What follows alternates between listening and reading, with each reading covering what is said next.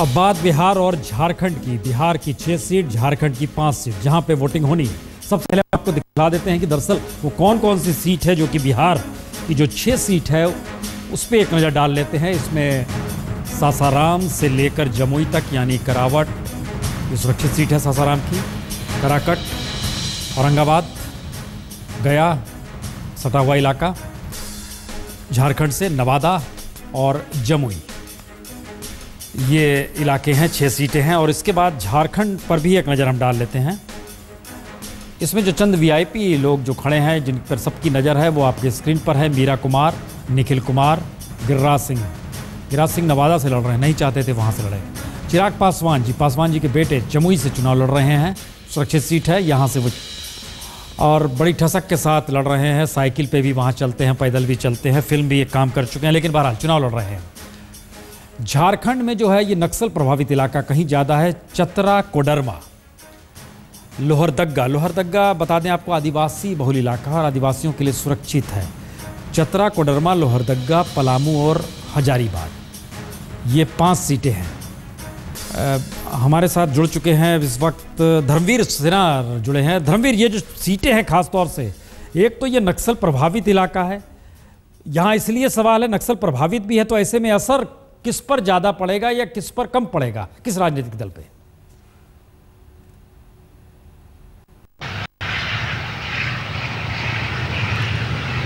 देखिए, जहां तक नुकसान की बात है तो आपको बता दें कि इन इलाकों में कई प्रत्याशी नक्सलियों को साथ कर भी चुनावी नैया पार लगाने की तैयारी करते हैं। तो आपको वैसे इन इलाकों में नक्सलियों ने इस बार भी चुनाव बायकॉट का ऐलान कर रखा है, फरमान जारी कर रखा है, जगह जगह पर दीवार लेखन और पोस्टरबाजी कर प्रशासन को सीधे चुनौती दे रहा है। हम बता दें कि जो पलामू इलाका है, यहाँ से जो सांसद हैं जेएमएम के कामेश्वर बैठा, वो इस बार टीएमसी से उम्मीदवार हैं और वो पूर्व नक्सली कमांडर हैं। इसी तरह से चतरा लोकसभा सीट जो पूरी तरह से नक्सल प्रभावित इलाका है, वहाँ से समाजवादी पार्टी ने पूर्व नक्सली कमांडर रंजन यादव को टिकट दिया है। वैसे प्रशासन की ओर से पूरी तैयारी है। इस इलाके में 6 हेलीकॉप्टर लगाए जा रहे हैं, 40,000 अर्धसैनिक बल और झारखंड पुलिस के जवान यहाँ तैनात रहेंगे। और जो 7,000 इन 4 सीटों में जो 7,000 मतदान केंद्र है, उसमें अधिकतर मतदान केंद्रों को अति संवेदनशील घोषित कर दिया गया है। एक मिनट, आप हमारे साथ बने रहिए। सुजीत, दूसरी स्थिति अगर बिहार की देखें तो बिहार की भी जो 6 सीटें हैं उसमें नवादा, जमुई, गया खासतौर से औरंगाबाद, यह भी नक्सल प्रभावित इलाकों के हिस्से में ही आता है। यहाँ के लिए कुछ विशेष तैयारी है? देखिए, जो भी 6 सीट पे चुनाव हो रहा है बिहार में, उसमें सब के सब आप मान के चलिए कि नक्सल प्रभावित है, इसलिए इसको एक फेज में रखा गया है और इसके लिए व्यापक प्रबंध भी किए गए हैं प्रशासन की तरफ से, ताकि शांतिपूर्ण मतदान हो। आपको ज्ञात ही है कि कल ही ब्लास्ट हुआ है औरंगाबाद में, जिसमें 3 सीआरपीएफ के जवान मारे गए और 8 घायल हुए हैं।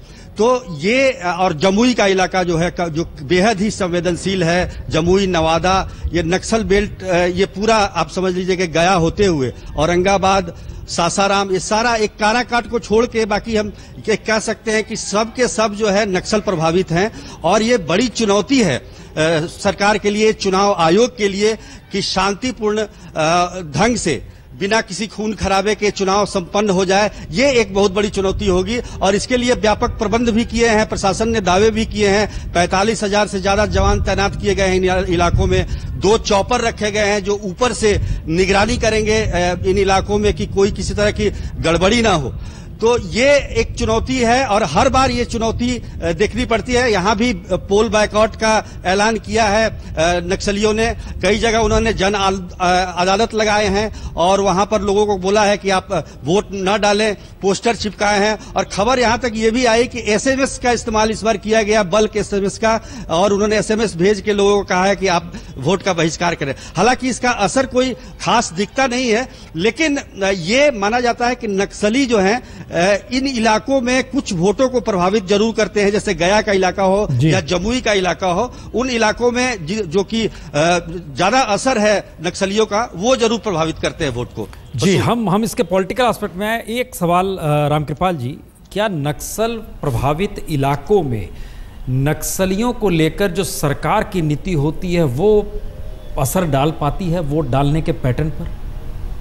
देखिए, मुझे ऐसा लगता है कि प्रसून जी, ये नक्सलवाद उसकी समस्या जितनी पुरानी है और जिस तरह से इसको हैंडल किया जाता है वो सारे, निश्चित तौर पर कहीं ना कहीं आपको एक दिखाई पड़ेगा कि नक्सलवादी आंदोलन के प्रति वहाँ के जो स्थानीय लोग हैं उनके दिल में एक सहानुभूति उस तरह के आंदोलन के प्रति रहती है। सुजीत ने एक जानकारी दी कि बहिष्कार की बात भी की गई है। नहीं, इसीलिए मैं कह रहा था कि देखिए पूरी तरह पिछले इलेक्शंस में भी बहिष्कार की बात हुई थी, लेकिन कुल मिलाकर के जो रिजल्ट आता है उसमें मुझे लगता है कोई बहुत ज़्यादा फर्क नहीं पड़ता है।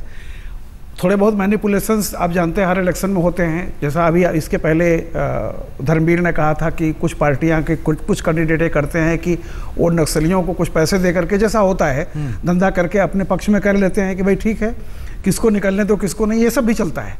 लेकिन मेरा ये कहना है कि इससे बहुत नतीजों पर कोई फर्क नहीं पड़ता है। लेकिन सवाल इस बात का नहीं है कि देखिए जब दो लड़ेंगे तो एक हारेगा एक जीतेगा, लेकिन ये समस्या ये नहीं मानना चाहिए कि चूंकि नतीजे निकल आएंगे इसलिए इस समस्या को कैसे लटकाते जाओ, तो जो उसका एक असर होता है ये लगातार ये बढ़ रही है चीजें। ठीक है अंजना, जो आप छपरा पहुंचे हैं और जिस सफर को लेकर आप वहां निकले हैं, नजर क्या आ रहा है कि राजनीतिक तौर पर कुछ नए समीकरण, खासतौर से बीजेपी और जेडीयू के बीच रिश्ते टूटने के बाद से बड़े समीकरण बने हैं, या रामविलास पासवान का बीजेपी के पक्ष में आने का ज्यादा असर है? आपका नजरिया वहां से क्या कहता है?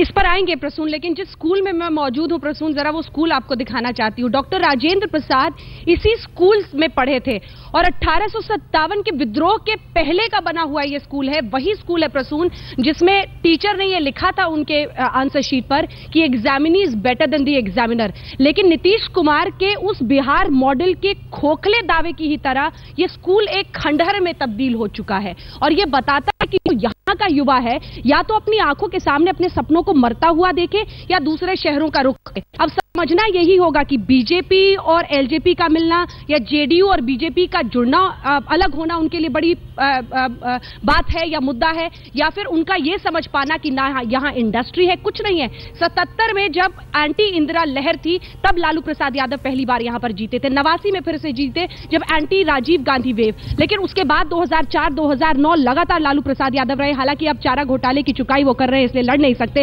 राबड़ी देवी मैदान में है, लेकिन वो भी वही मुस्लिम यादव मेरे साथ है, प्रभुनाथ सिंह अब जुड़ गए हैं तो राजपूत वोट भी आ जाएगा, ये वोट भी हो गया, इतने फीसदी ये भी हो गए वो भी हो गए। इनके लिए सत्ता का साधन है कंस्टिट्यूएंसी, और अगर ये बात जनता समझ जाती है तब उनकी परेशानियों की शुरुआत होगी। बिहार मॉडल से देश चलेगा बता रहे हैं नीतीश कुमार, जरा जवाब दें कि इस तरह का स्कूल कैसे खंडर में तब्दील हो जाता है। एक इंडस्ट्री इस पूरे इलाके में नहीं लगती है, सड़कों की इतनी बुरी हालत है, जो आम सुविधाएं हैं वो सब देने में वो नाकाम रहे हैं। तो विकास और इन सुविधाओं का ना होना बड़ा मुद्दा, या फिर कौन सी पार्टी कहां पर धर्म जाति का इस्तेमाल होता है? कुछ लोग, अगर आपके पास वक्त हो प्रसून, नहीं एक मिनट, लोगों से भी बात मत कीजिए अभी रुक जाइए, एक मिनट, लोगों से बात मत कीजिए अभी।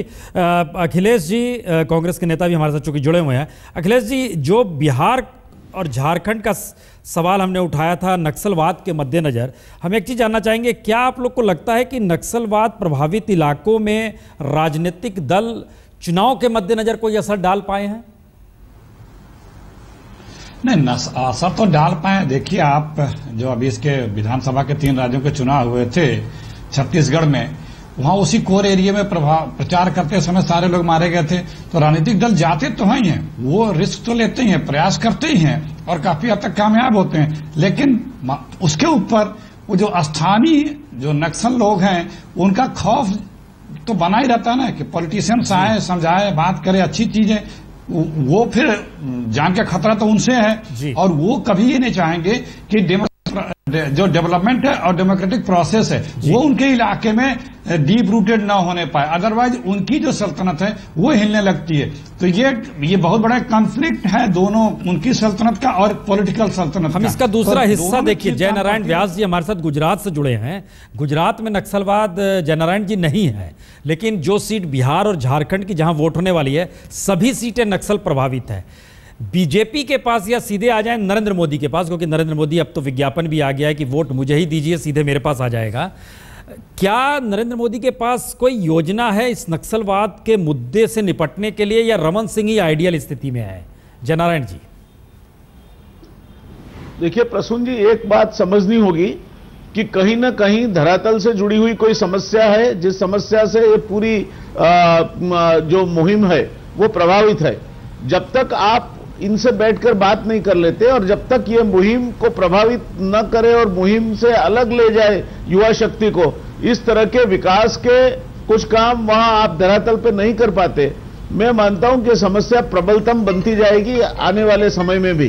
तो ये जो आप जो स्कूल की जहां जैसे बात हो रही है, अब जहां इस देश के प्रथम महामहिम राष्ट्रपति जी खुद पढ़े थे, जो 1857 से पहले की एक स्कूल है, एक तरह से तो हमारी आजादी की एक बहुत बड़ी धरोहर है। अब ये राष्ट्रीय स्मारक होना चाहिए था। अब यहां भी इस तरह की परिस्थिति है कि इसका कोई लेना देना जिसे किसी के साथ ना हो, राष्ट्रवाद के साथ लेना देना ना हो, किसी के साथ लेना देना ना हो। तो मैं समझता हूं कि समस्याओं की जड़ में जाना पड़ेगा। क्यों इस तरह की समस्या होती है, क्यों ये पनपती है, और क्या करने से इसकी हम हल निकाल सकते हैं।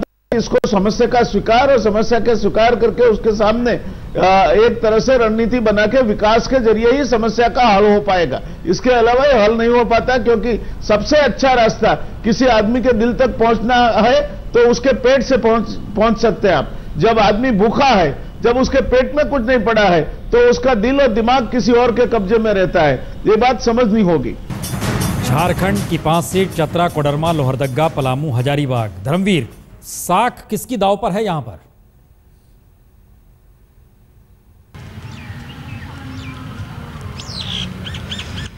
देखिए, दिग्गज प्रत्याशियों में रविंद्र राय बीजेपी के प्रदेश अध्यक्ष हैं, वो कोडरमा से इनकी प्रतिष्ठा दांव पर है। आजसू ने इस बार पूर्व केंद्रीय मंत्री नागमणि को चतरा से टिकट दिया है।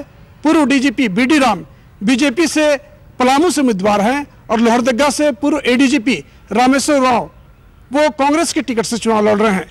बाबूलाल मांडी इस बार कोडरमा से चुनाव नहीं लड़ रहे हैं, वो दुमका से चुनाव शिबू सोरेन के खिलाफ लड़ेंगे, और यहाँ पर 24 अप्रैल को मतदान है।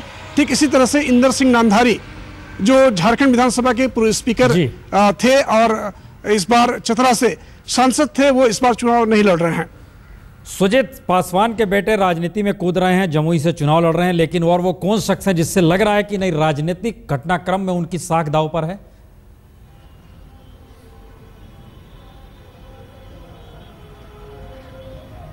सुजीत,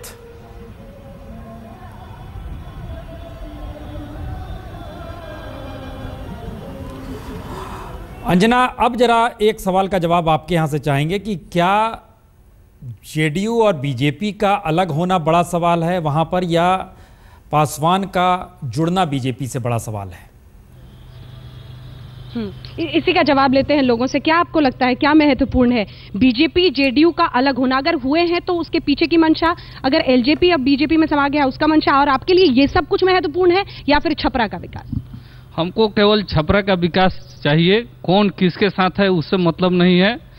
ये लोग वोट लेते हैं, ये लोग आते जाते रहेंगे, इनका यही काम है। हम जेडीयू और बीजेपी जो अलग हुए उसको कैसे देख रहे हैं आप लोग, क्या नजरिया है लोग? नहीं, जनता के साथ धोखा है। आप एक साथ मिल करके लड़ते हैं, जीतते हैं, और एक प्रोग्राम बना करके कहते हैं कि हम आपका डेवलपमेंट करेंगे, और बाद में जाकर के अलग हो जाते हैं कि क्या तो ये सांप्रदायिक है, सिद्धांत के साथ समझौता नहीं करेंगे। तो फर्स्ट टाइम आप क्यों समझौता किए भाई? क्यों उनके साथ लड़े? आप नहीं लड़ते, उसी समय स्टैंड लिए रहते कि हाँ भाई ये सांप्रदायिक है, नहीं लड़ेंगे, इसके साथ नहीं रहेंगे। फिर जब लड़ के जीत जाते हैं, आपकी मेजोरिटी आ जाती है, आप अलग अलग हो जाते हैं। जनता के साथ टोटली ठगी किया गया है। ये लोग ठग हैं, ये ठगते रहेंगे, हमको भरमाते रहेंगे, जनता को हमेशा भरमाते रहेंगे। आपको क्या लगता है किस मामले में? यही अलग होना इस, और आपका जो आम आदमी का उससे क्या वास्ता है? आम आदमी हर जाति का जो इस्तेमाल होता है अलग अलग तरीके। नहीं, अब कोई ऐसा नहीं है जो हिंदू के नाम पर किसी को वोट दे, मुस्लिम के नाम पे वोट दे। हिंदू मुस्लिम एक साथ बैठते हैं, एक साथ रोटी खाते हैं, और ये लोग कुर्सी पे बैठ के राजनीति करते हैं। ये एकदम घटिया मानसिकता है इन लोगों की, और इन लोगों का अलग होना एक नौटंकी है। फिर एक साथ मिलेंगे ये लोग, ठीक है। हम लोगों को डेवलपमेंट चाहिए, अगर एक चौकीदार डेवलपमेंट देता है तो हम उसको सपोर्ट करेंगे।